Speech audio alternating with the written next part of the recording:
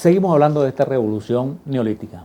Miren, en mi sistema de creencias hay una cosa de toda la vida que yo lo hablaba mucho con mis hijos. Cuando yo decía, tenía una duda de ciertas cosas, yo les decía, ¿qué harían los cavernícolas en una situación así?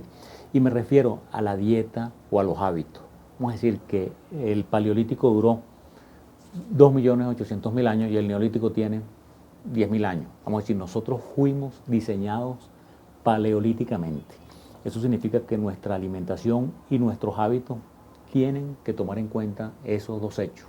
O sea, no podemos estar comiendo productos muy refinados y de ahí son las grandes enfermedades que hay en nuestra época, que hemos abandonado, nos hemos distanciado demasiado de los hábitos paleolíticos. Más bien ahora no vivimos ni siquiera un neolítico. Vamos a decir, estos hombres del neolítico hace 8.000 años seguían comiendo y viviendo paleo en cierto sentido, porque tenían mucha actividad física y comían muy sano. Nosotros ahorita más bien nos hemos alejado de eso y comemos cosas ultra refinadas y lo que llamamos comida chatarra, que es lo más dañino. Si nos quitamos eso, miren, y vivimos paleo en esta época del neolítico, vamos a vivir 200 años.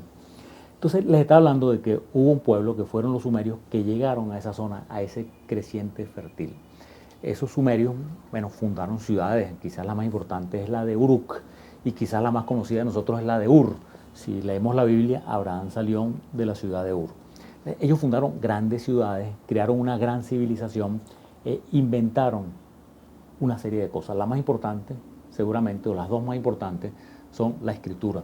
Ellos inventaron lo que se llamó la escritura cuneiforme, o sea, que era con unas varitas que tenían como una punta triangular y marcaban en arcilla cuñitas y cosas. Y esa fue la primera escritura. La escritura nació primero para contar, porque como existía el comercio, existía el superávit, existían esas cosas, había que contar cuánto sobró o por cuánto lo voy a cambiar. Entonces con esos simbolitos se empezó a poder dejar registros, e incluso pues los registros de la historia. Vamos a decir, la historia comienza en Sumer, la historia comienza cuando se empieza a escribir. La otra cosa que inventaron, que fue importantísima, pues aunque después se regó a otros pueblos, es la rueda. O sea, la rueda, al principio se utilizaban para mover grandes cosas, se utilizaban los rodillos. Vean aquí, esto fue en una página que ahí les muestro que conseguí, de la invención de la rueda. La rueda originalmente eran rodillos, entonces se montaban las cosas en rodillos y se iban jalando, y también trineos.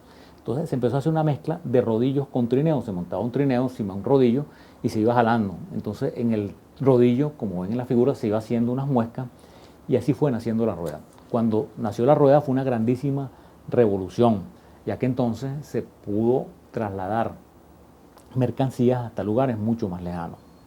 Se inventó los primeros cálculos. Como había excedentes y cosas, había que contar. Estaba viendo que una de las formas que ellos utilizaron para contar no era exactamente los dedos, sino las falanges. Nosotros tenemos en cada dedo 3 falanges, falangina y falangeta. Aquí tenemos 3, aquí 3, aquí 3 y aquí 3. Total, si yo hago así, tenemos 12. Y dicen que esa es la base de ese cálculo por docena, que nosotros lo utilizamos muchísimo. Les voy a decir que todavía uno va a comprar naranjas y la compra por docena, o va a comprar huevos y la compra por docena. O el día, pues dividimos en 2 docenas las horas del día. O los signos del zodíaco, las constelaciones, como tú quieras llamarlo, son 12. Hay montones de cosas que son 12.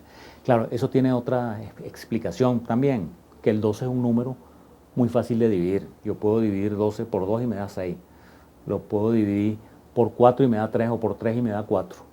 O por 6 y me da 2. O sea, es un número que es muy fácil comerciar porque lo puedo picar en muchas partes.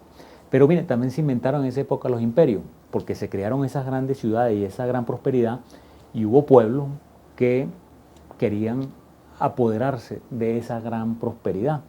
Y así es como un rey que se llamó Sargón invade a los sumerios y domina las ciudades en Sumeria.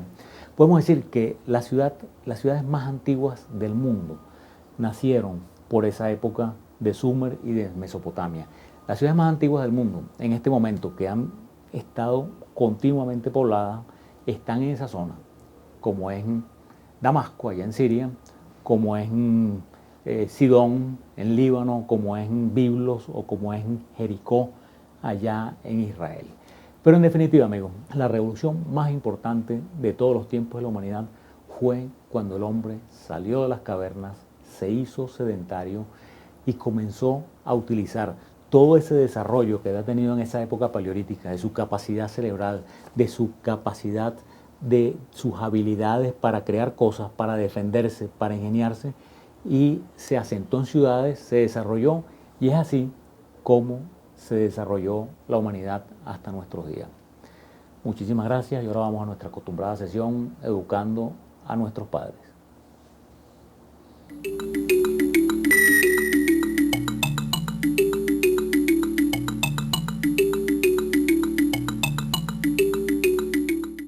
Educando a nuestros padres.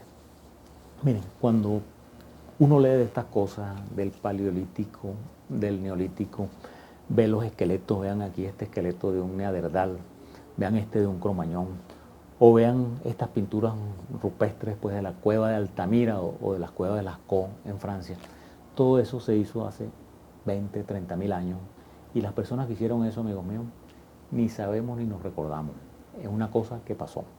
Porque hay como una gran paradoja en la vida, pues, que tenemos una vida para hacer muchas cosas, pero esa vida es finita.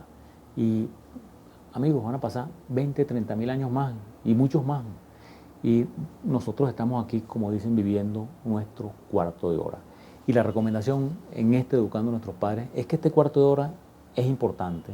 Este cuarto de hora que estamos viviendo, tenemos oportunidad de hacer muchas cosas y no la desperdiciemos. Muchísimas gracias, muy buenas noches. Los esperamos en un próximo programa, Los Cuentos del Tío Pepe.